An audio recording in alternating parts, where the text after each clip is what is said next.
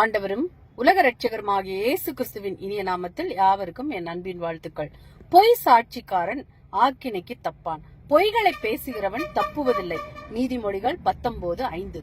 ஒளியானது உலகத்திலே வந்திருந்தும் மனுஷருடைய கிரியைகள் பொல்லாதவைகளாய் இருக்கிறபடியினால் அவர்கள் ஒளியை பார்க்கிலும் இருளை விரும்புகிறதே அந்த ஆக்கினை தீர்ப்புக்கு காரணமாயிருக்கிறது.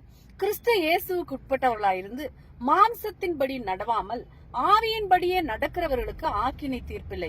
அன்றியும் நீங்கள் மீட்கப்படும் நாளுக்கென்று முத்திரையாக பெற்ற தேவனுடைய பரிசுத்த ஆவியை துக்கப்படுத்தாதிருங்கள். நீங்கள் அசதியாயிராமல் ஜாக்கிரதையாயிருங்கள்.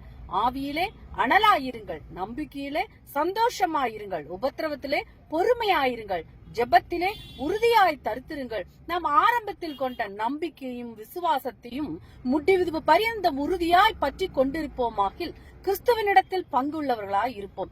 ஏனெனில் இஸ்ரவேலரோ கலகம் பண்ணி அவருடைய பரிசுத்த ஆவியை விசனப்படுத்தினார்கள். அதனால் அவர் அவர்களுக்கு சத்ருவாய் மாறி அவரே அவர்களுக்கு விரோதமாய் யுத்தம் பண்ணினார். முடிவு பரியந்தம் நிலைத்திருப்பவர்களே ரட்சிக்கப்படுவார்கள். நாம் அனுதினமும் துதிப்பதிலும் ஜெபிப்பதிலும் வேதம் வாசிப்பதிலும் தியானத்திலும் தேவனோடு இணைந்து செயல்படணும்.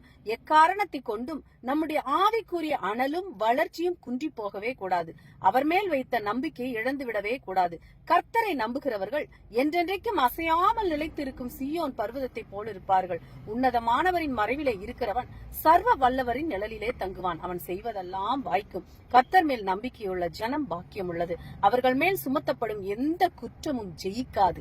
கர்த்தர் தாமே அவர்களுக்காக வழக்காடுவார். நியாயத்திற்கு நீதி கிடைக்கும் வரை போராடுவார். தோல்வி என்பதே கிடையாது. நம்முடைய ஆத்துமாக்களை அவர் மீட்டு பரத்தில் சேர்க்கிறார். விசுவாசியே, கலங்காதே, திகையாதே. நம்ம எல்லா பொல்லாப்பிலிருந்தும் கர்த்தர் முழுமையாக மீட்டெடுப்பார். தேவன் தாமே இந்த வார்த்தையின் மூலம் உங்களை ஆசீர்வதிப்பாராக. ஆமேன். அல்லேலூயா. Praise God.